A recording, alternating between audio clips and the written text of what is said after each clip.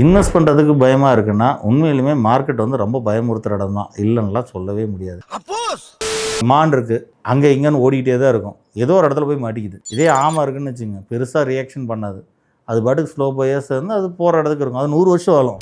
Same difference இங்கேயும் இருக்குதுங்க. இப்போ நீங்கள் லாங் டேர்மில் நீங்கள் வரும்போது 90% பேர் வரதே இல்லை. இப்போ இன்னைக்கு ரொம்ப ஃபேமஸாக இருக்கிறது என்ன? Titan made in India story web series வந்துருக்கு. இப்படி ஃபேமஸாக பயங்கரமாக பேசிகிட்டு இருக்காங்க, கரெக்டாக இல்லைங்களா? இந்த டைட்டன் 84 வந்து மறுபடியும் 2000 நீங்கள் ஒரு ஸ்டாக் எடுத்துக்கிட்டிங்கன்னா, ராகேஷ் ஜுன்ஜுன்வாலா அக்யூர் பண்ண ஸ்டோரி எல்லாமே உங்களுக்கு எல்லாமே தெரியும். இங்கே ஒன்றும் யாரும் தெரியாமல் இல்லை. 2000 இன்னைக்கு வரைக்கும் எத்தனை பேர் அந்த ஸ்டாக் இன்னும் ஹோல்ட் பண்ணுறாங்கன்னு நீங்கள் நினச்சி பாருங்கள். கிட்டத்தட்ட அந்த இதில் வந்து பார்த்திங்கன்னா ஒரு 10 லட்சம் இன்வெஸ்டர்ஸ் இருக்காங்கன்னா 1000 பேர் கூட அதை ஹோல்ட் பண்ணியிருக்க மாட்டாங்க. மீதி 9,99,900 பேர் வந்து பார்த்திங்கன்னா அதை எக்ஸிட் தான் பண்ணியிருக்காங்க. டைமுக்கு உள்ளே வருவாங்க, டைமுக்கு வெளியில் போடுவாங்க. ஆனால் யார் அந்த வெல்த்தை மேக் பண்ணாங்கன்னா அந்த 1000 பேர் மட்டும்தான். அவரை பற்றி மட்டும்தான் மறுபடியும் பேசிக்கிட்டே இருப்பாங்க.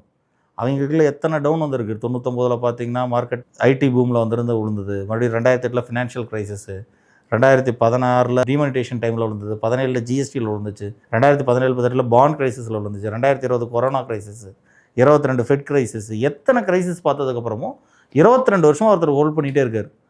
அவர் கேட்டால் இன்றைக்கி அடுத்த தானே இந்தியாவின் வாரன் பஃபெட்னு நீங்கள் சொல்கிறீங்க. ஆனால் அவர் வந்து இத்தனை கிரைசிஸில் அவர் ஹோல்ட் பண்ணார்ல, ஏன் நம்ம பண்ண முடியல?